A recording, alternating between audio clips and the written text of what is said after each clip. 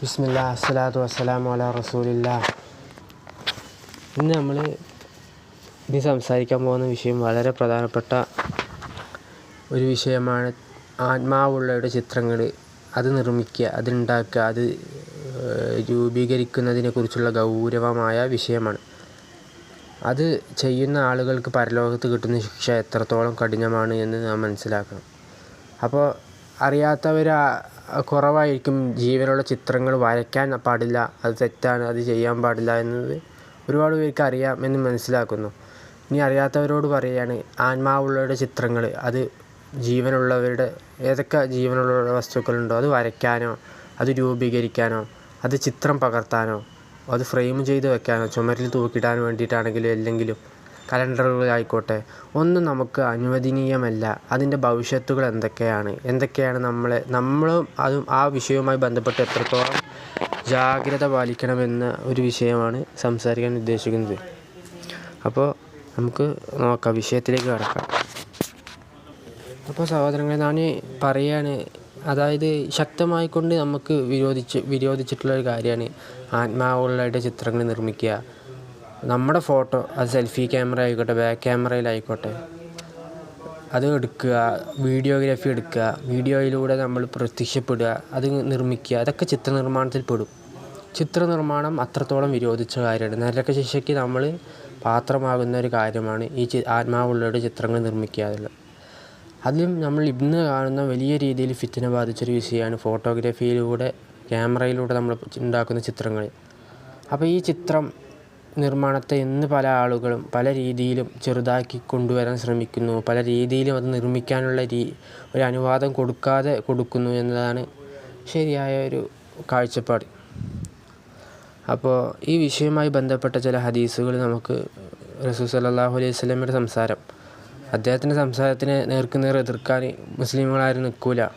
അങ്ങനെ ആ ഹദീസുകൾ കേൾക്കുമ്പോൾ, അതിനെക്കുറിച്ച് ശരിയായ രീതിയിൽ വിശദീകരിക്കുമ്പോൾ, തനിക്ക് പറ്റാത്ത അല്ലെങ്കിൽ തങ്ങൾക്ക് യോജിക്കാത്ത ഒരു ഹദീസായിക്കൊണ്ട് അതിനെ മനസ്സിൻ്റെ ഉള്ളിൽ അല്ലെങ്കിൽ ഉള്ളിൻ്റെ ഉള്ളിൽ അതിനോട് വെറുപ്പ് കാണിക്കുക എന്നുള്ളത് നമുക്ക് അത് ഭൂഷണമല്ല. അങ്ങനെ ഉണ്ടെങ്കിൽ നമ്മുടെ കൽബിലുള്ള രോഗത്തിൻ്റെ ഒരു അടയാളമാണ്. നമ്മുടെ വീട്ടിലേക്ക് മലക്കുകൾ പ്രവേശിക്കില്ല സഹോദരങ്ങളെ അല്ലെങ്കിൽ സഹോദരിമാരെ. നമ്മുടെ വീട്ടിൽ കലണ്ടറിൽ തൂക്കി ചിത്രങ്ങളുണ്ടെങ്കിൽ അത് നീക്കം ചെയ്യുക, നശിപ്പിച്ച് കളയുക, അവിടുന്ന് മാറ്റുക. നമ്മുടെ ഫോട്ടോ തൂക്കിയിട്ടുണ്ടെങ്കിൽ, എന്തെങ്കിലും പക്ഷികളുടെ അല്ലെങ്കിൽ മനുഷ്യന്മാരുടെ ഒക്കെ ചിത്രങ്ങൾ തൂക്കിയിട്ടുണ്ടെങ്കിൽ, അങ്ങനെ നമുക്ക് അത്രയും നമ്മൾ നിർബന്ധ സാഹചര്യത്തിൽ നമ്മുടെ കയ്യിൽ വെച്ച പാസ്പോർട്ട് ആയിക്കോട്ടെ, അങ്ങനെയുള്ള ഫോട്ടോകൾ നമ്മൾ നിർബന്ധിക്കപ്പെട്ടത് കൊണ്ട് മാത്രം എടുക്കപ്പെട്ട ഫോട്ടോഗ്രാഫികളാണ്. അതൊക്കെ നമ്മൾ തൃപ്തിപ്പെട്ടത് കൊണ്ടല്ല, നമ്മൾ നിർബന്ധിക്കപ്പെട്ടിട്ടാണ് എടുത്തത്. അതുകൊണ്ട് തന്നെ ആ വിഷയത്തിൽ വളരെ ഗൗരവവും സൂക്ഷ്മതയും നാം കാണിക്കണം. നമ്മൾ അശ്രദ്ധരായി പോകുന്നൊരു വിഷയമാണത്. പക്ഷെ നമുക്ക് നല്ല രീതിയിൽ നമ്മുടെ ജീവിതത്തിനെ ബാധിക്കുന്നൊരു വിഷയം കൂടിയാണ്. അപ്പോൾ ചിത്രം നിർമ്മിക്കുന്നതിൻ്റെ നിരോധിച്ചുകൊണ്ടുള്ള ഹദീസുകൾ നമുക്ക് നോക്കുകയാണ്. عن عبد الله بن مسعود رضي الله عنه قال سمعت رسول الله صلى الله عليه وسلم يقول إن أشد الناس عذابا عند الله يوم القيامة المصورون.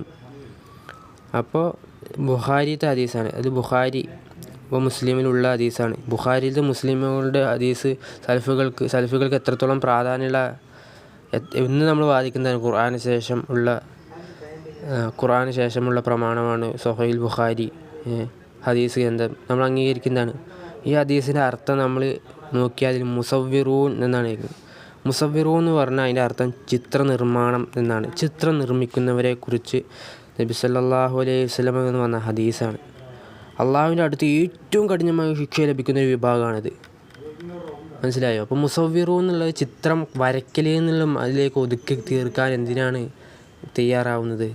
നാളെ ആഖിറത്ത് നമ്മൾ വരേണ്ടതല്ലേ. അപ്പോൾ യാതൊരു കാരണവശാലും അതിനെ അൽ മുസവ്വിറൂൻ എന്ന് തന്നെ നമ്മൾ വായിക്കണം.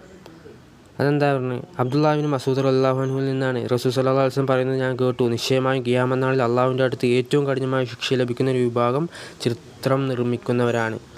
ആത്മാവുള്ള ചിത്രം നിർമ്മിക്കുന്നവരാണ് സഹോദരങ്ങളെ. അതിനെക്കുറിച്ചിട്ടാണ് ഈ പറയുന്നത്.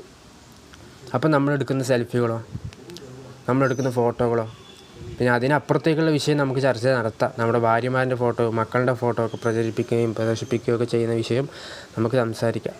അത് കുറച്ച് കൂടിയിട്ട് സംസാരിക്കേണ്ട വിഷയം കൂടിയാണ് ഇൻഷാ അല്ലാഹ്. അതിൽ ബുഖാരിയത്തെ 2109 മുസ്ലിമത്തെ 5950 നമ്പറാണ് ഈ ഹദീസ് നമ്പർ. തെളിവ് വേണ്ടവർക്ക് നോക്കാം. അതുകൊണ്ട് തന്നെ കൈകൊണ്ട് എടുക്കുന്ന വീഡിയോഗ്രാഫി ആയിക്കോട്ടെ, ഫോട്ടോഗ്രാഫി ആയിക്കോട്ടെ, അതിപ്പോൾ എന്ത് നന്മ ഉണ്ട് അതിലുണ്ട് എന്ന് പറഞ്ഞാലും ദഅവത്തിന് വേണ്ടിയിട്ട് വീഡിയോ എടുക്കുന്നതായിക്കോട്ടെ, ഫോട്ടോ എടുക്കുന്നതായിക്കോട്ടെ, അള്ളാഹുവിൻ്റെ റസൂൽ സല്ലല്ലാഹു അലൈഹി വസല്ലം മുസവ്വിറും ചിത്ര നിർമ്മാണക്കാരനാണ് പറഞ്ഞതെങ്കിൽ പിന്നെ അപ്പുറത്ത് നമ്മൾ എന്താക്കരുത്, അത് നന്മയുണ്ട് അതിൽ എന്ന് വാദിക്കുക. അത് ആർക്കെതിരെ നമ്മൾ വാദിക്കുന്നത്? അപ്പോൾ ഒരു കാരണവശാലും നമ്മൾ ആ വിഷയത്തിൽ തെളിവുകളില്ലാതെ യാതൊരു വിഷയത്തിലും എതിർക്കാനോ അതിനെ തള്ളിക്കളയാനോ പാടില്ല. അള്ളാഹുവിൻ്റെ റസൂൽ സല്ലല്ലാഹു അലൈഹി വസല്ലം ഇങ്ങനെ പറഞ്ഞിട്ടുണ്ട്, ഖുർആനിൽ ഇങ്ങനെയുണ്ട്, സുന്നത്തിൽ ഇങ്ങനെയുണ്ട്, സലഫുകൾ ഇങ്ങനെയാണെന്നൊക്കെ പറയുമ്പോൾ നമ്മൾ എന്താ വേണ്ടി ഇന്ന ഉലമാക്കൾ ഇങ്ങനെ പറഞ്ഞിട്ടുണ്ട്, ഇന്ന ഷെയ്ഖ് ഇങ്ങനെ പറഞ്ഞിട്ടുണ്ട് എന്ന് പറയല്ല. അത് ശരിയായ അദബല്ല. അത് പറയുന്ന ആളുടെ ഹവയാണത്. അങ്ങനെ ഒരിക്കലും പറയരുത്. ഇത് ഗൗരവമുള്ളൊരു വിഷയമാണ്. നമ്മൾ വീട്ടുകാർ പഠിപ്പിക്കേണ്ട വിഷയമാണ്, മക്കളെ പഠിപ്പിക്കേണ്ട വിഷയമാണ്. ഇന്നത്തെ കാലത്ത് എന്തിനും ഏതിനും ഫോട്ടോ എടുക്കലാണ്. സ്വന്തം ഫോട്ടോ, മറ്റുള്ളവരുടെ ഫോട്ടോ, വീഡിയോ. ഇത് ഫിത്നയാണ്. ഈ ഫിത്നയിൽ കൂടാതെ രക്ഷപ്പെടാൻ കുറച്ച് ബുദ്ധിമുട്ടാണ്. അപ്പോൾ പല സംശയങ്ങളുണ്ടാകും. നമ്മുടെ ഫോണിൽ നമ്മൾ സോഷ്യൽ മീഡിയ ഉപയോഗിക്കുമ്പോൾ വരുന്നില്ലേ, യൂട്യൂബ് എടുക്കുമ്പോൾ വരുന്നില്ലേ, അതൊക്കെ നമുക്ക് അങ്ങേ തലക്കിലെത്തി സംസാരിക്കുക. ആദ്യം ഈ ബേസിക്കായിട്ടുള്ള കാര്യങ്ങൾ മനസ്സിലാക്കി വെക്കുക ഇൻഷാ അല്ലാഹ്. ഇനി ഒരു ഹദീസ് നമുക്ക് നോക്കാം. ബുഖാരിയുള്ള ഹദീസാണ്. അബൂ ജുഹൈഫ റളിയല്ലാഹു അൻഹുവിൽ നിന്ന് നിവേദനം, റസൂൽ സല്ലല്ലാഹു അലൈഹി വസല്ലം പറഞ്ഞു, രക്തം വിറ്റ് ലഭിക്കുന്ന തുക, പട്ടിയെ വിറ്റ് ലഭിക്കുന്ന തുക, വ്യഭിചാരിയുടെ പ്രതിഫല തുക എന്നിവയെ നിരോധിച്ചു. പലിശ നൽകുന്നവനെയും വാങ്ങുന്നവനെയും പച്ച കുത്തുന്നവനെയും കുത്താൻ ആവശ്യപ്പെടുന്നവനെയും, ലാസ്റ്റ് പറഞ്ഞ കാര്യം എന്താ, ചിത്രം നിർമ്മിക്കുന്നവരെയും ശപിച്ചു. ചിത്രം നിർമ്മിക്കുക, അതുണ്ടാക്കുക, അത് ഇന്ന് ഉണ്ടാകുന്ന മെഷീനുകളിലായിക്കോട്ടെ, പണ്ടുണ്ടാകുന്ന എഴുത്തുകളിലൂടെ ആയിക്കോട്ടെ, നമ്മൾ മനസ്സിലാക്കണം. കഅബയിലുണ്ടായിരുന്ന ചിത്രങ്ങൾ മുഴുവനും നശിപ്പിച്ചിട്ടുണ്ട്. ചിത്രങ്ങൾ എവിടെയൊക്കെ വന്നിട്ടുണ്ടോ അവിടെയൊക്കെ റസൂൽ സല്ലല്ലാഹു അലൈഹി വസല്ലം അതിനെ നശിപ്പിച്ചിട്ടുണ്ട്, അതിനെ എതിർത്തിട്ടുണ്ട്. അതിന് ഒന്നടങ്കം എതിർത്തിട്ടുണ്ട്. ഇപ്പോൾ നമുക്കത് എങ്ങനെയെങ്കിലും എടുക്കണം. അപ്പോൾ അതിന് വേണ്ടിയിട്ടാണ് നമ്മൾ ഈ പ്രയാസങ്ങളും ഈ കാണിച്ചു കൂട്ടുന്ന സംസാരങ്ങളൊക്കെ നമ്മുടെ ഇഷ്ടത്തിന് വേണ്ടിയിട്ടാണ് ഇത് ചെയ്യുന്നത്. കാലഘട്ടം അങ്ങനെയാണ്, കാലഘട്ടം ഇങ്ങനെയാണ്, കാലഘട്ടം മാറിക്കൊണ്ടിരിക്കും. അവസാന കാലത്ത് ഭയങ്കര ഫിത്ന വരും. അപ്പോൾ എന്ത് ചെയ്യും? അപ്പോൾ നമ്മൾ അതിനനുസരിച്ച് മാറുകയാണോ? ഇനി നമ്മൾ വളരെ ശ്രദ്ധിക്കേണ്ട സിൽസിലത്തുൽ സ്വഹീഹയിൽ വന്ന ഒരു ഹദീസ് നമുക്ക് കാണാം. അത് റസൂൽ സല്ലല്ലാഹു അലൈഹി വസല്ലം പറഞ്ഞു, ഖിയാമത്ത് നാളിൽ നരകത്തിൽ നിന്ന് കാണാൻ കഴിവുള്ള 2 കണ്ണുകളും കേൾക്കാൻ കഴിവുള്ള 2 കാതുകളും സംസാരിക്കുന്ന നാവുമുള്ള ഒരു കഴുത്ത് പുറത്തു വരും. എന്നിട്ട് അത് പറയും, എന്നിൽ ഏൽപ്പിക്കപ്പെട്ടത് 3 വിഭാഗത്തിനെയാണ്: ധിക്കാരിയായ സ്വേച്ഛാധിപതിയെയും, അള്ളാഹുവിന് പുറമേയുള്ള ഇലാഹിനെ വിളിച്ച് ആരാധിച്ചവരെയും, ചിത്രനിർമ്മാണത്തിൽ ഏർപ്പെട്ടവരെയും. കണ്ടോ? അപ്പം നമ്മൾ അതിൽ ഉൾപ്പെടില്ല എന്ന് എന്ത് ഉറപ്പാണ് നമുക്കുള്ളത്? നമ്മളിവിടെ മനസ്സിലാക്കേണ്ട ഗൗരവമുള്ള വിഷയം, അള്ളാഹുവിന് പുറമേയുള്ള ഇലാഹിനെ വിളിച്ച് ആരാധിച്ചവരുടെ ശിക്ഷ എന്താ? അതോടൊപ്പമാണ് പറഞ്ഞത് ചിത്ര നിർമ്മാണത്തിൽ ഏർപ്പെട്ടവരേക്കും. മനസ്സിലായോ? അപ്പോൾ തൗഹീദ് ഉണ്ടായിട്ട് പിന്നെ ഈ പരിപാടി നടത്തിക്കഴിഞ്ഞാൽ നമ്മൾ എന്ത് കണ്ടിട്ടാണ് ആശ്വസിക്കുന്നത്? നാളെ ആഖിറത്ത് നമുക്കൊരു പ്രശ്നം ഉണ്ടാവില്ല എന്ന്. നമ്മുടെ ഫോണിലുള്ള ചിത്രങ്ങൾ നമ്മൾ നശിപ്പിക്കുക, ഗാലറികളിൽ ചിത്രങ്ങളുണ്ടെങ്കിൽ നശിപ്പിക്കുക. ആവശ്യമില്ലാത്ത ചിത്രങ്ങൾ, അല്ലെങ്കിൽ ആവശ്യമില്ല നമുക്ക് ആ ചിത്രങ്ങൾ, വീട്ടിനുള്ളിൽ ചിത്രങ്ങൾ ഉണ്ടാവുന്നത്, അത് നമ്മൾ നശിപ്പിക്കണം. ആത്മാവുള്ള ചിത്രങ്ങൾ നമുക്ക് ആവശ്യമില്ല. ദഅവത്തിന് വേണ്ടി വീഡിയോ എടുക്കാൻ പ്രചരിപ്പിക്കുന്ന ആളുകളുടെ കേൾക്കാതിരിക്കുക. അവർ പറയുന്നത് ഹവയാണ്. ഇന്ന് പല ആളുകളും കുറേ മുമ്പ് ഇതിനെ എതിർത്ത ആളുകൾ പിന്നീട് മെല്ലെ മെല്ലെ പതുക്കെ വന്നതായിട്ട് നമുക്ക് കാണാം. അല്ലാഹു അഅലം, അവരുടെ ഹാല് നമുക്കറിയില്ല. പിന്നെ ഇബ്നു അബ്ബാസ് റളിയല്ലാഹു അൻഹുമാ അന്ന നബിയ്യ സല്ലല്ലാഹു അലൈഹി വസല്ലം ഖാല കുല്ലു മുസവ്വിറുൻ ഫിന്നാർ. അപ്പോൾ എന്താണ് അതിൽ പറയുന്നത്? എല്ലാ ചിത്രനിർമ്മാണക്കാരും നരകത്തിലാണ്. ഇനിയുണ്ട് കുറച്ച് ഭാഗങ്ങളുണ്ട്, ബാക്കിയുണ്ട് ഈ ഹദീസിൽ. അതിന് ബാക്കി എന്താ? യജഅലു ലഹു ബികുല്ലി സൂറത്തിൻ സൂറഹാ നഫ്സൻ ഫതഅസബഹു ഫീ ജഹന്നം. അപ്പോൾ എല്ലാ ചിത്രനിർമ്മാണക്കാരും നരകത്തിലാണ്. അവൻ നിർമ്മിച്ച ചിത്രങ്ങൾക്ക് ജീവൻ നൽകപ്പെടുകയും അത് അവനെ ശിക്ഷിക്കുകയും ചെയ്യും. ഇവിടെ ശ്രദ്ധിക്കേണ്ട വിഷയം, എല്ലാ ചിത്രനിർമ്മാണക്കാരനും നരകത്തിലാണെന്ന് പറഞ്ഞു കഴിഞ്ഞു. കുല്ലു മുസവ്വിർ, നമ്മളിവിടെ മനസ്സിലാക്കണം, കുല്ലു ബിദ്അത്തിൻ ളലാല എന്ന് പറഞ്ഞപ്പോൾ സലഫികളെല്ലാവരും പറഞ്ഞു എല്ലാ ബിദ്അത്തും എല്ലാ ബിദഅത്തും ളലാലത്താണെന്ന് പറഞ്ഞിട്ട് എല്ലാ ബിദഅത്തിനെയും തള്ളിപ്പറഞ്ഞു. പിന്നെ ലഹരി ഉണ്ടാക്കുന്നതും ഹറാമാണെന്ന് പറഞ്ഞപ്പോൾ നമ്മൾ അതിനെ അംഗീകരിച്ചു. പക്ഷേ ഇവിടെ കുല്ലു മുസവ്വിരിൻ ഫിന്നാർ എന്ന് പറഞ്ഞപ്പോൾ എല്ലാ ചിത്രനിർമ്മാണക്കാരെന്ന് പറഞ്ഞപ്പോൾ അത് എല്ലാ ചിത്രനിർമ്മാണക്കാരനും അല്ല, ചില ആൾക്ക് ഉതിരുണ്ട് എന്ന് നമ്മൾ പറഞ്ഞു. അതും പണ്ഡിതന്മാരുടെ സംസാരങ്ങൾ വെച്ചിട്ട്. അല്ല എങ്ങനെയുണ്ട് അപ്പോൾ നമുക്ക് വേണ്ടത് നമ്മൾ എടുക്കുകയാണ്, അല്ലാത്തത് നമ്മൾ മാറ്റി നിർത്തുകയാണ്.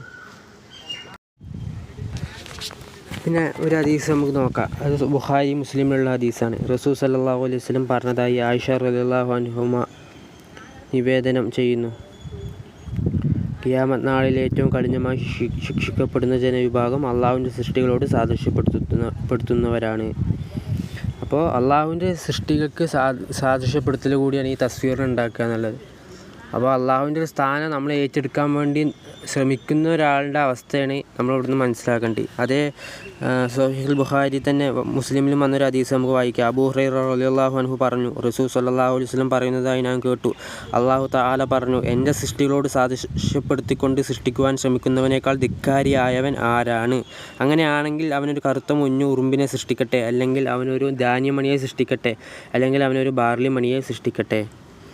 അപ്പോൾ എൻ്റെ സൃഷ്ടികളോട് സാദൃശ്യപ്പെടുത്തിക്കൊണ്ട് സൃഷ്ടിക്കുവാൻ ശ്രമിക്കുന്നതിനേക്കാൾ ധിക്കാരിയായവൻ ആരുണ്ട് എന്നാണ് ആരാണെന്ന് അള്ളാഹു സുബ്ഹാനഹു തആല പറഞ്ഞാണ്. അപ്പോൾ എത്രത്തോളം ഗൗരവമുള്ള വിഷയമാണ് ഈ ആത്മാവുടെ ചിത്രങ്ങൾ നിർമ്മിക്കുക. ഇത് നമ്മൾ പറയുമ്പോൾ നമുക്ക് ഒരു അംഗീകരിക്കാൻ എന്തുകൊണ്ട് ഇതിങ്ങനെ ഫോഴ്സ് ചെയ്ത് പറയുന്നു എന്നത് വെച്ചാൽ, ഇന്നത്തെ കാലഘട്ടത്തിൽ വന്നൊരു ഫിത്ന നമ്മളെ ബാധിച്ചു എന്നതിന് തെളിവാണ്. നമ്മൾ കാണുന്നത് എല്ലാ ചിത്രങ്ങളും അല്ലെങ്കിൽ ആളുകളുടെ ചിത്രങ്ങളും സെൽഫികളും മറ്റും ആണ്. അപ്പോൾ നമുക്കിത് കാണുമ്പോൾ നമ്മളിതിൽ മുഴുകി നിൽക്കുന്ന ആളുകളാണ്. നമ്മളെപ്പോഴും ഫോട്ടോ ഇടുന്ന ആളുകളാണ്. നമ്മളെപ്പോഴും ചിത്രങ്ങൾ ശേഖരിക്കുക. നമ്മുടെ ഡീപ്പ് ചിത്രം, നമ്മുടെ സ്റ്റാറ്റസ്, നമ്മുടെ ചിത്രങ്ങൾ, ഫോട്ടോകൾ, നമ്മുടെ കുടുംബത്തിൻ്റെ മക്കളുടെ ഫോട്ടോകൾ. അപ്പോൾ നമ്മളിതിലിങ്ങനെ ലയിച്ചുകൊണ്ട് നടക്കുകയാണ്. അങ്ങനെ ലയിച്ചുകൊണ്ട് നടക്കുമ്പോൾ നമുക്ക് ഇതിനെതിരെ വരുന്ന ഓരോ കാര്യങ്ങളും നമ്മൾ ശത്രുതയോടെ എടുക്കാൻ നോക്കണ്ട. മനസ്സിൽ ശത്രുത നേരിട്ട് റസൂൽ സല്ലല്ലാഹു അലൈഹി വസല്ലം വെല്ലുവിളിക്കാനും അല്ലെങ്കിൽ എതിരിടാനും ആരും നിൽക്കില്ല. മുഅ്മിനീങ്ങളും മുസ്ലിമുകളും നിൽക്കില്ല. സലഫികൾ പ്രത്യേകിച്ച് നിൽക്കില്ല. പക്ഷേ സലഫികൾ പോലും ഇന്ന് ധിക്കാരികളായി മാറി എന്നതാണ് യാഥാർത്ഥ്യം. സലഫികൾക്ക് ഇന്ന് പ്രശസ്തിക്ക് വേണ്ടി ദഅവത്തിന് പ്രചരിക്കണം. അപ്പോൾ അല്ലെങ്കിൽ അവർ പ്രശസ്തിക്ക് വേണ്ടിയിട്ടല്ല, ഞങ്ങളുടെ ഇഖ്ലാസിന് വേണ്ടിയിട്ടാണെങ്കിൽ ഇഖ്ലാസ് എന്നത് ഇത്തിബാഉ സുന്ന, അത് നടത്തുന്നതോട് കൂടിയിട്ടാണ് നമുക്ക് മനസ്സിലാവുക. അല്ലാതെ അവനക്ക് ഇഖ്ലാസ് ഉണ്ടെങ്കിൽ അള്ളാഹിൻ്റെ റസൂൽ സല്ലല്ലാഹു അലൈഹി വസല്ലം പറഞ്ഞതുപോലെയാണ് ദഅവ നടത്തുക. അപ്പം ഇന്ന ഷെയ്ഖിന് ഇഖ്ലാസില്ലേ എന്ന് പറയും. നമ്മൾ പറഞ്ഞ മുമ്പ് പറഞ്ഞതാണ്, ഉലമാക്കളുടെ ഇജ്തിഹാദിന് എന്തുണ്ടാവും? പ്രതിഫലം ഉണ്ടാവും. അത് അന്ധമായി പിൻപറ്റാനോ, അത് ഹദീസിനെതിരെ വന്ന ഹദീസുകൾക്കെതിരെയാണ് ഒരു ഫത്വയെങ്കിൽ അത് ഹദീസിനെ മാറ്റി നിർത്തി ഫത്വകൾ എടുക്കുമ്പോൾ നമ്മൾ ചോദ്യം ചെയ്യും, നമ്മൾ എതിർക്കും. സ്വാഭാവികമാണ് ആ വിഷയം. അങ്ങനെ ഉണ്ടാകുമ്പോഴുള്ള അങ്ങോട്ടും ഇങ്ങോട്ടുള്ള ഇൻകാറുകളും വിതർക്കങ്ങളും ഉണ്ടാകും. പക്ഷേ അത് സ്വാഭാവികമാണ്. ആ വിതർക്കത്തിൽ ഹക്കിൻ്റെ ആളുകൾ എപ്പോഴും അത് എത്രത്തോളം താഴ്ത്താൻ ഞാൻ ശ്രമിക്കും. ഈ വിഷയത്തിൽ എന്തൊക്കെ ഫത്വകൾ പറഞ്ഞാലും ഹദീസുകളുണ്ടോ, അതിൻ്റെ വിജയം ഹക്കിൻ്റെ ആളുകൾക്ക് മാത്രമായിരിക്കും. അത് വ്യക്തമായി മനസ്സിലാക്കണം. ഇതിലൊക്കെ നമ്മൾ സൂക്ഷ്മത കാണിക്കാണ്ടിരുന്നതിന് നമ്മുടെ വീട്ടിലേക്ക് മലക്കുകൾ പ്രവേശിക്കുകയോ, സഹോദരങ്ങൾ അല്ലെങ്കിൽ സഹോദരിമാർ ശ്രദ്ധിക്കണം. നമ്മുടെ മക്കളുടെ ബുക്കിൽ അതായത് ഇന്നിപ്പോൾ സിലബസുകളും മറ്റൊക്കെ ചിത്രങ്ങളുള്ള പുസ്തകങ്ങളാണ്. നമുക്ക് ചെയ്യാൻ നമ്മുടെ നെയിം സ്ലിപ്പ് നമ്മൾ ഉണ്ടാക്കി കൊടുത്താൽ അതിൽ ചിത്രങ്ങൾ, ബാഗ് വാങ്ങിക്കൊടുത്താൽ അതിൽ ചിത്രങ്ങൾ, അങ്ങനെയുള്ള നമ്മുടെ വീട്ടിലത്തെ കലണ്ടറുകളിൽ ചിത്രങ്ങൾ നമ്മൾ ശ്രദ്ധിക്കാതെ ഇരിക്കുകയാണ്. നമ്മുടെ ചിലപ്പോൾ ഫോണിൻ്റെ വാൾപേപ്പർ തന്നെ ആത്മാവുള്ള ചിത്രങ്ങളായിരിക്കും. ചിത്രങ്ങളെ നശിപ്പിക്കാനുള്ള കൽപ്പന വന്നിട്ടുണ്ട് സഹോദരങ്ങൾ, അത് മനസ്സിലാക്കണം. ആത്മാവുള്ള ചിത്രങ്ങളെ നശിപ്പിക്കുക എന്നത് അങ്ങനെ ഒരു കൽപ്പന വന്നിട്ടുണ്ട്. ആ വിഷയമായി നമുക്ക് സംസാരിക്കാം ഇൻഷാ അല്ലാഹ്. ഞാൻ പറഞ്ഞു മലക്കുകൾ പ്രവേശിക്കില്ല. അതിൻ്റെ ഹദീസുണ്ട്, ബുഖാരിലും മുസ്ലിമുകളും വന്ന ഹദീസാണ്. ഇതൊന്നും സലഫുകൾക്ക് തള്ളാൻ സാധിക്കില്ലല്ലോ. അബൂ ത്വൽഹ റളിയല്ലാഹു അൻഹു പറഞ്ഞു, റസൂൽ സല്ലല്ലാഹു അലൈഹി വസല്ലം പറയുന്നതായി ഞാൻ കേട്ടു, നിശ്ചയമായി മലക്കുകൾ നായകളുള്ള വീടുകളിലും രൂപങ്ങളുള്ള വീടുകളിലും പ്രവേശിക്കുകയില്ല. കണ്ടോ? അപ്പോൾ മലക്കുകൾ പ്രവേശിക്കൂല. മലക്കുകളുടെ പ്രവേശനം നമ്മുടെ വീട്ടിൽ നിന്ന് തടയപ്പെടും. ഈ വിഷയം ഇത്ര ഗൗരവമുള്ള വിഷയം. ഇതധികം അങ്ങനെ എല്ലാവർക്കും പറയാൻ സാധിക്കില്ല. കാരണം അവരൊക്കെ ചിത്രങ്ങളിലൂടെയൊക്കെ ക്ലാസ് തന്നെ എടുക്കണേ. പിന്നെ അവരെന്ത് പറയാനാ? അവർ പറയും കയറി വന്ന ചിത്രനിർമ്മാണത്തിൻ്റെ ഗൗരവം പറഞ്ഞിട്ട് വേഗം വിടും. അല്ലാതെ ഈ വിഷയത്തിൽ ഡീപ്പായിട്ട് പറഞ്ഞു കഴിഞ്ഞാൽ അവർക്ക് അവൻ്റെ കാര്യങ്ങൾ മുന്നോട്ട് പോകണ്ടേ. അങ്ങനെ തന്നെ പറയണം. അങ്ങനെയുള്ളവർ അവരവൻ്റെ സ്വാർത്ഥ താല്പര്യങ്ങളിൽ നിന്ന് തന്നെ പറയേണ്ടി വരും. അല്ലാണ്ട് ഇത്ര വ്യക്തമായ തെളിവുകൾ വന്നിട്ട് പിന്നെ അതിനെ എതിർക്കുന്നത് എന്തിനാണെന്ന് മനസ്സിലാവുന്നില്ല. നമ്മൾ ശ്രദ്ധിക്കണം. നിങ്ങൾ ശ്രദ്ധിച്ചിട്ടില്ല, അല്ലെങ്കിൽ നിങ്ങൾക്ക് കൊണ്ടുവരാൻ പറ്റുമോ? റസൂൽ സല്ലല്ലാഹു അലൈഹി വസല്ലം ആത്മാവുള്ളവരുടെ ചിത്രങ്ങൾ കണ്ടിട്ട് അതിനെ വെറുതെ വിട്ടത്, അതിനെക്കുറിച്ചൊന്നും പറയാതെ പോയതുമായ എന്തെങ്കിലും ഒരു കഥ നിങ്ങൾക്ക് അറിയോ? ഇവിടെ പല ആളുകളും ആയിഷ റളിയല്ലാഹു ചെറുപ്പത്തിൽ കളിക്കാൻ ഉപയോഗിച്ചൊരു ചെറിയ ഒരു പാവക്കുട്ടിൻ്റെ കഥ പറയുന്നുണ്ട്. പക്ഷെ അതിൽ പോലും ഉലമാക്കളുടെ സംസാരം വന്നിട്ടുണ്ട്, അതിൻ്റെ തല വ്യക്തമല്ലായിരുന്നു, അവ്യക്തമായൊരു തലയായിരുന്നു ആ പാവയ്ക്ക് എന്നുള്ള രീതിയിൽ തന്നെ വന്നിട്ടുണ്ടായിരുന്നു. ആ വിഷയമായി ഇൻഷാ അല്ലാഹ് സംസാരിക്കാം. അതെല്ലാം കൂടി മുന്നോട്ട് പോകുമ്പോൾ നമുക്ക് മെല്ലെ മെല്ലെ കൊണ്ടുവരാം ആ വിഷയങ്ങൾ. അപ്പോൾ അതിൻ്റെ തല അവ്യക്തമാണ് എന്ന് പറയാനുള്ള വേറൊരു അതുമായി ബന്ധപ്പെട്ടൊരു വിഷയം അതിൽ തന്നെ റവാ നസായിലും സ്വഹീഹ് അൽബാനിയിലും വന്ന ഒരു ഹദീസ് നമുക്ക് കാണാം. അതായത് അബൂ ഹുറൈറ റളിയല്ലാഹു അൻഹു പറഞ്ഞു, ജിബ്രീൽ അലൈഹിസ്സലാം റസൂൽ സല്ലല്ലാഹു അലൈഹി വസല്ലമിന്റെ അടുത്ത് പ്രവേശിക്കുന്നതിനായി അനുവാദം ചോദിച്ചു. റസൂൽ സല്ലല്ലാഹു അലൈഹി വസല്ലം പറഞ്ഞു, താങ്കൾ പ്രവേശിച്ചു കൊള്ളുക. ജിബ്രീൽ അലൈഹിസ്സലാം പറഞ്ഞു, ഞാൻ എങ്ങനെയാണ് പ്രവേശിക്കുക? താങ്കളുടെ വീട്ടിൽ ചിത്രങ്ങളുള്ള ഒരു മറ, അതായത് കർട്ടൻ ഉണ്ടായിരിക്കെ, ഒന്നുകിൽ താങ്കൾ അതിനെ തലയെ മുറിച്ചു മാറ്റുക, അല്ലെങ്കിൽ അതിനെ ചവിട്ടുവാൻ ഉപയോഗിക്കുന്ന ഒരു പരവതാനിയാക്കുക. നിശ്ചയമായും ഞങ്ങൾ മലക്കുകൾ ചിത്രങ്ങളുള്ള വീടുകളിൽ പ്രവേശിക്കുകയില്ല. അപ്പോൾ ചിത്രങ്ങൾ കൈകൊണ്ട് ഉണ്ടാക്കിയിട്ട് വെച്ചാൽ മാത്രമേ പറ്റുള്ളൂ, അല്ലെങ്കിൽ പ്രിൻ്റ് ചെയ്ത് വെച്ചാൽ ഇതിന് ബാധകമാണ് സഹോദരങ്ങളെ. അല്ലെങ്കിൽ ഫ്രെയിം ചെയ്ത് ചില്ലുകൂട്ടിലിട്ട് വെച്ചാലും ചിത്രത്തിൻ്റെ അതിൻ്റെ ഹുക്കും തന്നെയാണ്.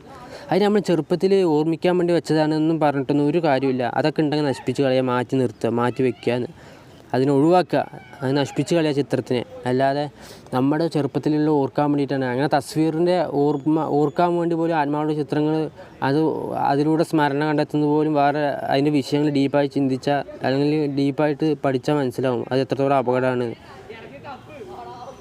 ഇനി നമുക്ക് നോക്കാം. ബുഖാരിയിൽ വന്നൊരു ഹദീസാണ്. ആയിഷ റളിയല്ലാഹു അൻഹു പറഞ്ഞു, ഞാൻ റസൂൽ സല്ലല്ലാഹു അലൈഹി വസല്ലമയ്ക്ക് വേണ്ടി രൂപങ്ങളുണ്ടായിരുന്ന ഞമ്രുക്കയെ സാദൃശ്യപ്പെടുത്തുന്ന ഒരു തലയിണ നിറച്ചു. പിന്നീട് റസൂൽ സല്ലല്ലാഹു അലൈഹി വസല്ലം വന്നു. വീട്ടിലേക്ക് പ്രവേശിക്കാതെ അദ്ദേഹം 2 വാതിലുകൾക്ക് ഇടയിൽ തന്നെ നിൽക്കുകയും അദ്ദേഹത്തിൻ്റെ മുഖത്തിന് മാറ്റം വരികയും ഉണ്ടായി. ഞാൻ പറഞ്ഞു, അല്ലയോ അല്ലാഹുവിൻ്റെ റസൂലേ, എന്ത് സംഭവിച്ചു? അദ്ദേഹം പറഞ്ഞു, ഈ തലയിണയുടെ കാര്യം എന്താണ്? ഞാൻ പറഞ്ഞു, ഈ തലയിണ ഞാൻ താങ്കൾക്ക് ചാരി ഇരിക്കുവാൻ വേണ്ടി ചെയ്തതാണ്. അപ്പോൾ അദ്ദേഹം പറഞ്ഞു, നിനക്കറിയില്ലേ, നിശ്ചയമായും മലക്കുകൾ ചിത്രമുള്ള വീട്ടിൽ പ്രവേശിക്കുകയില്ല. തീർച്ചയായും ചിത്രം നിർമ്മിച്ചവൻ ഖിയാമത്ത് നാളിൽ ശിക്ഷിക്കപ്പെടുകയും ചെയ്യും. അവരോട് പറയും, നിങ്ങൾ സൃഷ്ടിച്ചവയെ ജീവിപ്പിക്കുക. അപ്പോൾ നമ്മുടെ സൃഷ്ടിച്ചവയെ ജീവിപ്പിക്കാൻ പറഞ്ഞാൽ നമുക്ക് സാധിക്കുമോ? അപ്പോൾ ഇതിൽ ഈ ചിത്രങ്ങൾ കണ്ടിട്ട് റസൂൽ സല്ലല്ലാഹു അലൈഹി വസല്ലം ഉണ്ടാണ്ടിരുന്നിട്ടില്ല, മനസ്സിലായോ? അതിനെ എതിർത്തു. അപ്പോൾ എവിടെയൊക്കെ ചിത്രങ്ങളുടെ വിഷയം വന്നോ അവിടെയൊക്കെ ആത്മാവുടെ ചിത്രങ്ങളിലൊക്കെ എതിർക്കുകയും നശിപ്പിക്കുകയും അത് നശിപ്പിക്കാൻ പറയുകയൊക്കെയാണ് ചെയ്തത്. ഇത്രയും തെളിവുകളുണ്ടായിട്ടും നമുക്ക് ചിത്രങ്ങളിനെ എങ്ങനെയെങ്കിലും നമ്മുടെ അതിന് കൊണ്ടുവരണം. അത് പണ്ടത്തെ കാലത്തല്ലേ, ഇന്നത്തെ കാലത്ത് ക്യാമറ അല്ലേ, ഇന്നത്തെ കാലത്ത് ബട്ടൺ അമർത്തല്ലേ, അന്ന് കൈ കൊണ്ടല്ലേ വരച്ച്. അതെ, ഇന്ന് കൈ കൊണ്ടാണല്ലോ നമ്മൾ ബട്ടൺ വെക്കുന്നത്, അതും കൈ കൊണ്ടല്ലേ. അപ്പോൾ മെഷീനിൽ ഉണ്ടാക്കുമ്പോൾ അത് വ്യത്യാസമുണ്ട് ഹുക്കുമ്. ഇത് പണ്ട് ഒരു ലാഹിരിയാക്കളുടെ ഒരു സംഭവം പറയും. അതെന്താ അറിയോ? അത് ഈ കെട്ടി നിർത്തപ്പെട്ട വെള്ളത്തിൽ നിങ്ങൾ മൂത്രമൊഴിക്കരുത് എന്ന് പറഞ്ഞപ്പോൾ ചില ലാഹിരിയാക്കളുടെ ആളുകൾപ്പെട്ട ഒരാൾ പറഞ്ഞു, ഇങ്ങനെ പറയപ്പെട്ടതായി കേട്ടിട്ടുണ്ട്, നിങ്ങൾ മൂത്രം ഒരു കപ്പിലാക്കിയിട്ട് അതും കൊണ്ട് ഒഴിക്കാൻ പറ്റുമെന്ന്. കാരണം റസൂൽ സല്ലല്ലാഹു അലൈഹി വസല്ലം പറഞ്ഞത് കെട്ടിയിട്ട വെള്ളത്തിൽ മൂത്രമൊഴിക്കരുത് എന്നല്ലേന്ന്. അതായത് മനസ്സിലാവുന്നുണ്ടോ? അതായത് ഈ കെട്ടി നിർത്തപ്പെട്ട വെള്ളത്തിലേക്ക് മൂത്രം ഒഴിക്കരുത് എന്ന നിരോധനം വന്നപ്പോൾ അതിന് പകരം നമുക്ക് ഏതെങ്കിലും കപ്പിലാക്കിയിട്ട് അതിൽ ഒഴിക്കാൻ പറ്റും എന്നത് തെളിവ് പിടിച്ചവരാണ് ലോഹരിയാക്കൾപ്പെട്ട ആളുകളെങ്കിൽ ഇതേപോലെയാണ് ഈ വിഷയവും കാണാൻ പറ്റുള്ളൂ. കാരണം എന്താണ് അവർ പറയുന്നത്? അന്ന് ചിത്രം കൈ കൊണ്ടാണ്, ഇന്നിപ്പോൾ കൈ കൊണ്ടല്ലല്ലോ, നമ്മൾ ക്യാമറ കൊണ്ടല്ലോ എടുക്കണമെന്നാണ് പറഞ്ഞത്. അപ്പോൾ ചിത്രം നിർമ്മിക്കരുത് എന്ന് പറഞ്ഞു കഴിഞ്ഞാൽ അപ്പുറത്തേക്ക് മാറ്റി നിർത്തുക. വ്യക്തമായി വന്നൊരു ഹദീസ് നമുക്ക് കാണാം. റസൂൽ സല്ലല്ലാഹു അലൈഹി വസല്ലം ചിത്രങ്ങൾ വീട്ടിൽ സൂക്ഷിക്കുന്നതും ഒരു മനുഷ്യൻ ചിത്രങ്ങൾ നിർമ്മിക്കുന്നതിനെയും നിരോധിച്ചിരിക്കുന്നു എന്ന്. അത് സിൽസിലത്തുൽ സ്വഹീഹയിൽ വന്ന ഹദീസാണ്. അതെന്താണ്?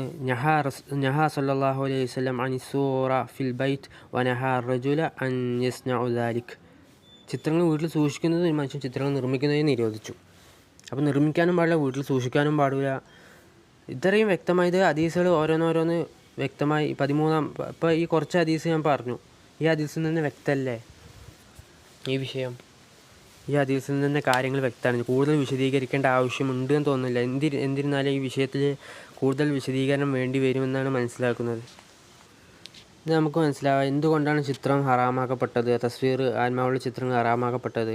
അല്ലാമ ഹമൂദ് അത്തുവൈജിരി റഹ്മുള്ള പറഞ്ഞെന്താ 3 കാര്യങ്ങളാണ് തസ്വീർ ഹറാമാക്കപ്പെടാൻ കാരണം. അള്ളാഹുവിൻ്റെ സൃഷ്ടിപ്പിനോട് സാദൃശ്യമുണ്ടാക്കൽ, നൂഹ് നബിയുടെ ജനതയ്ക്കും നസാറാക്കൾക്കും മറ്റു മുശ്രിക്കുകൾക്കും സംഭവിച്ചതുപോലെ ഷിർക്കിലേക്ക് എത്തിച്ചേരുന്നതിനെ തടയാൻ, നസാറാക്കളുമായും മുശ്രിക്കുകളുമായും സാദൃശ്യപ്പെടാതിരിക്കാൻ.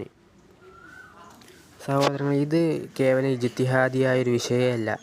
ഇത് ഇജ്തിഹാദിന് നിന്നും മാറി നിന്നുകൊണ്ട് വ്യക്തമായ തെളിവുള്ള വിഷയമാണ്. ഇത് റസൂൽ സല്ലല്ലാഹു അലൈഹി വസല്ലം ഒരു കാര്യം പറഞ്ഞു, പിന്നെ ഉലമാക്കൾ ഇജ്തിഹാദ് ചെയ്തിട്ട് അതിനെതിരായ ഒരു കാര്യം പറയുമ്പോൾ അത് അങ്ങ് അംഗീകരിച്ചിട്ട് റസൂൽ സല്ലല്ലാഹു അലൈഹി വസല്ലമയുടെ ഹദീസിനെ തള്ളിക്കളയലല്ല വേണ്ടത്. ഇനി നമുക്ക് നോക്കാം, ചില ഉലമാക്കൾ ഫോട്ടോ എടുക്കുന്നുണ്ടല്ലോ, തസ്വീർ, അവർ ദാവത്തിന് വേണ്ടി വീഡിയോ എടുക്കുന്നുണ്ടല്ലോ, അപ്പോൾ അത് തെളിവല്ലേ എന്ന് ആര് ചോദിക്കും? സലഫികൾ ചോദിക്കും. സലഫികൾക്ക് എന്താ അറിയാം? ഖുർആനും സുന്നത്തോ തെളിവ് എന്നറിയാം. പക്ഷേ ഇന്ന ഉലമാക്കൾ ചെയ്തിട്ടുണ്ട്, കാരണം അവർക്കത് വേണം, അവർക്ക് ആവശ്യമുണ്ട് ഈ വിഷയം. അതുകൊണ്ട് തന്നെ അവരെന്ത് ചെയ്യും? ഇന്ന ഷെയ്ഖ് എടുക്കുന്നുണ്ടല്ലോ, അപ്പോൾ നമുക്ക് എടുത്തോടെ, അല്ലെങ്കിൽ അവർ പറയാതെ പറയും ഇന്ന ഷെയ്ഖ് എന്താ, അദ്ദേഹം ബുദ്ധിയില്ലേ, മൂപ്പരെടുക്കുന്നുണ്ടല്ലോ, അപ്പോൾ എങ്ങനെയെങ്കിലും ആ തെളിവ് കിട്ടണം. അല്ല, നിങ്ങൾക്ക് എടുക്കാം, നിങ്ങൾക്ക് വേണ്ടവർക്ക് എടുക്കാം. നമ്മൾ പറയുന്നത് ഹദീസിനെ പിൻപറ്റുന്ന ആളുകൾക്ക് ഇതാണ് ശരി, ഇതാണ് സ്വീകരിക്കേണ്ടത്. അപ്പോൾ ഇന്ന ഷെയ്ഖ് എടുത്തിട്ടുണ്ടല്ലോ, ഇന്ന ഷെയ്ഖ് നമുക്ക് തെളിവാക്കിക്കൂടെ എന്നൊക്കെ പറയുമ്പോൾ അതൊക്കെ ബാലിശമായ സംസാരം മാത്രമാണ്. പിന്നെ നമ്മൾ മനസ്സിലാക്കണം, ഇനി ഈ ഫോട്ടോഗ്രാഫിനെ എതിർത്ത പല ഉലമാക്കളും അതിനെ വീഡിയോഗ്രാഫിയിൽ പ്രത്യക്ഷപ്പെട്ടതായിട്ട് നമുക്ക് ഇത് കാണാൻ പറ്റും. അവരതിനെ മാക്സിമം എതിർത്തിട്ടുള്ള ആളുകളായിരുന്നു.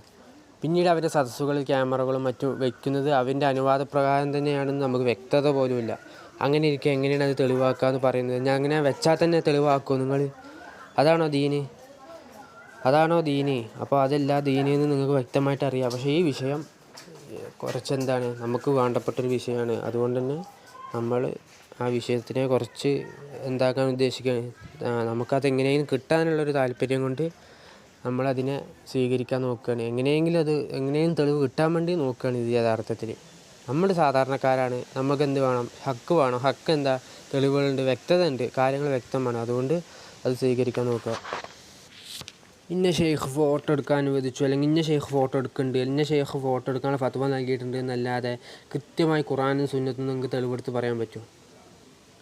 നമ്മളിവിടെ ഖുദ്സിയായ ഹദീസുകൾ പറഞ്ഞു, അള്ളാഹു സുബ്ഹാനഹു ഇങ്ങനെ പറഞ്ഞു, അള്ളാഹിൻ്റെ റസൂൽ സല്ലല്ലാഹു അലൈഹി വസല്ലം ഇങ്ങനെ പറഞ്ഞു, ഇബ്നു അബ്ബാസ് റളിയല്ലാഹു അൻഹു ഇങ്ങനെ റിവായത്ത് ചെയ്തു, റസൂൽ സല്ലല്ലാഹു അലൈഹി വസല്ലം ഇങ്ങനെ പറഞ്ഞു എന്നൊക്കെ പറയുമ്പോൾ അവിടെ നിന്ന് ഇങ്ങനെ പറയുന്നത് ഇന്ന ഷെയ്ഖ് ഇങ്ങനെ പറഞ്ഞു, ഷെയ്ഖ് ഇബ്നു ബാസ് ഇങ്ങനെ പറഞ്ഞു, ഷെയ്ഖ് അൽബാനി ഇങ്ങനെ പറഞ്ഞു. ഷെയ്ഖ് അൽബാനി റഹിമഹുല്ലാഹ് പറഞ്ഞത് വിഷയം ഇവിടെ പറഞ്ഞു കഴിഞ്ഞാൽ വേറെ വിഷയം തന്നെയാണ്.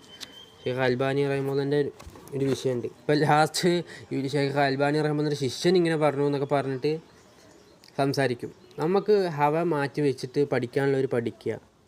അപ്പോൾ നമുക്ക് ഹിജ്രി വർഷം 1410, അതായത് 1990 ദുൽഹിജ്ജയിൽ നമ്മുടെ ഷെയ്ഖ് അൽബാനി റഹിമഹുല്ലാഹ് പറഞ്ഞ സിൽസിലത്തുൽ ഹുദാ വന്നൂറിൽ കാണാം, ഞാൻ ഭയപ്പെടുന്നത് എന്തെന്നാൽ പൊതു മുസ്ലിങ്ങൾക്കിടയിൽ എന്ന് മാത്രമല്ല സലഫികൾക്കിടയിൽ വരെ തസ്വീർ അനുവദനീയമായ ഒരു കാര്യമായി മാറുമെന്നതാണ്. പ്രത്യേകിച്ച് ഒന്നും ചെയ്യാതെ തന്നെ കേവലം ഒരു ബട്ടൺ അമർത്തിയപ്പോൾ ഫോട്ടോ വന്നതാണ് എന്ന് പറയുന്ന കൈകൊണ്ടുള്ള തസ്വീറും ഫോട്ടോഗ്രാഫിയുടെ തസ്വീറും തമ്മിൽ വേർതിരിക്കുന്ന അക്കൂട്ടരനെ. അപ്പോൾ എങ്ങനെയുണ്ട്? ഇത് അൽബാനി റഹ്മത്തുള്ളാഹി അന്ന് പറഞ്ഞ വിഷയമാണ്. അപ്പോൾ അൽബാനി റഹ്മത്തുള്ളാഹി പണ്ട് അവസാന കാലത്ത് ഇങ്ങനെ പറഞ്ഞു, വീഡിയോഗ്രാഫിക്ക് അനുമതിയുണ്ട് എടുത്തോ എന്നൊക്കെ പറഞ്ഞിട്ടുള്ള ശിഷ്യന്മാരുടെ സംസാരം. അവരങ്ങനെ പറഞ്ഞോട്ടെ, സത്യമായിക്കോട്ടെ, നമുക്ക് വ്യക്തമായ തെളിവുണ്ടാകുമ്പോൾ തെളിവിനല്ലേ പിൻപറ്റുക. അതിന് പിൻബലമായിക്കൊണ്ടല്ല നമ്മൾ ഈ ഉലമാക്കളുടെയൊക്കെ ഫത്വ പറയുന്നത്. അല്ലാതെ ഉലമാക്കൾ ഇങ്ങനെ പറഞ്ഞു അങ്ങനെയാണെങ്കിൽ ആ വിഷയം ആ ചർച്ചയുമായി മുന്നോട്ട് പോകാം. വീഡിയോഗ്രാഫി എന്ന് പറഞ്ഞത് ആത്മാവുള്ള ചിത്രങ്ങൾ എടുത്തിട്ടുള്ള വീഡിയോഗ്രാഫി സഹോദരങ്ങളെ ജീവനുള്ള ചലിക്കുന്ന ചിത്രങ്ങൾ എടുക്കുന്നതാണ്. എത്രയോ ഗൗരവമുള്ള വിഷയമാണ്. നമ്മൾ ഈ വിഷയം പറയുമ്പോൾ ശരിക്കും യഥാർത്ഥത്തിൽ ഞാൻ ഉദ്ദേശിച്ചത് വെറും ഫോട്ടോഗ്രാഫിൻ്റെ വിഷയം എന്ന് പറയണം.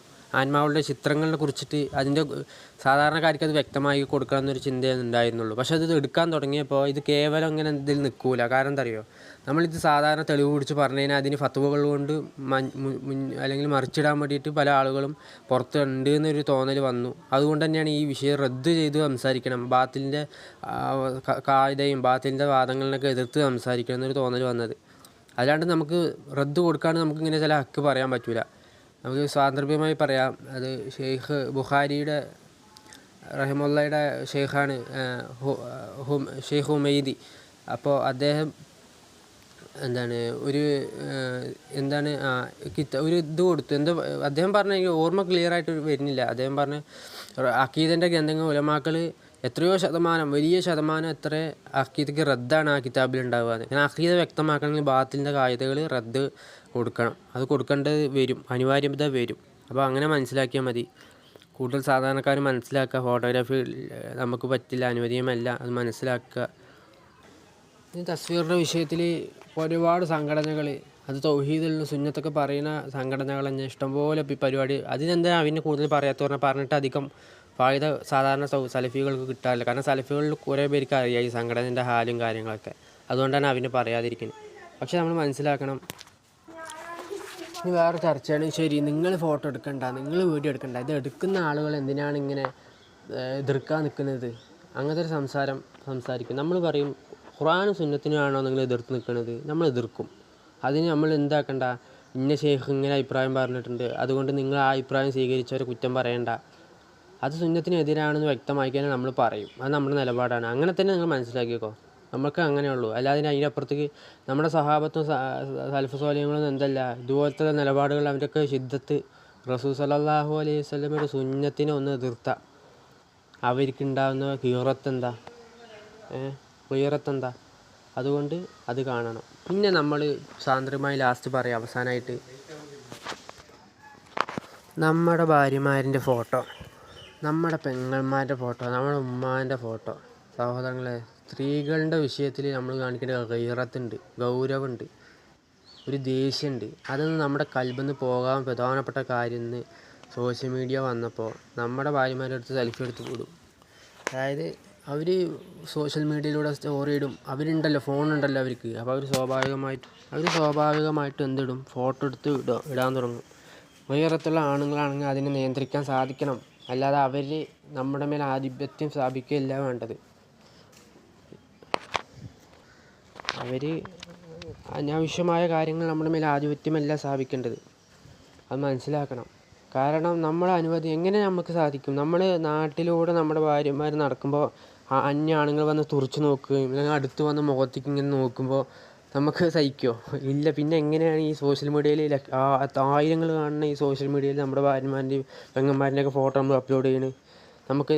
നിങ്ങളിവിടെ കല്യാണത്തിന് ആനിവേഴ്സറിക്കും അല്ലെങ്കിൽ കുട്ടീൻ്റെ ബർത്ത്ഡേക്ക് അല്ലെങ്കിൽ എന്തെങ്കിലുമൊക്കെ കല്യാണത്തിനും മറ്റ് പരിപാടികൾക്കൊക്കെ ഇങ്ങനെ സ്വന്തം ഫോട്ടോ എടുത്തിട്ട് ഇടുമ്പോൾ, കൂടെ ഭാര്യമാരെ നിർത്തി ഫോട്ടോ എടുത്ത് ഇടുമ്പോൾ ചിലർ കുറേ ലൈക്ക് ഇടും, ചിലപ്പോൾ ചിലർ നല്ല കമൻറ്റ് ഇടും. അപ്പോൾ ഇത് കാണുമ്പോൾ കൂടുതൽ ഇൻസ്പയർ ആയിട്ട് വീണ്ടും ഇടല്ല. അവർ മനസ്സിലാക്കണം, അന്യ പുരുഷന്മാർ നിന്നെ കണ്ടിട്ടല്ല ലൈക്ക് ഇടുന്നത്, നിന്നെ കണ്ടിട്ടല്ല സപ്പോർട്ട് നടത്തുന്നത്, നിൻ്റെ ഭാര്യമാരനെ കണ്ടിട്ടാണ്, നിൻ്റെ പെങ്ങളെ കണ്ടിട്ടാണ്, നിൻ്റെ ഉമ്മാനെ കണ്ടിട്ട് ആണ് അവർ വീണ്ടും സപ്പോർട്ട് ചെയ്യുന്നത്. നാളെ ഇടാനും മറ്റന്ന് ഇടാനും അല്ലെങ്കിൽ ഇൻസ്റ്റയിൽ ഇടുമ്പോൾ പോസ്റ്റിന് ലൈക്ക് ഇടാനൊക്കെ എന്തിനാണ് അവർക്ക്? നിന്നെ കാണാനല്ല. നീ മനസ്സിലാക്കണം.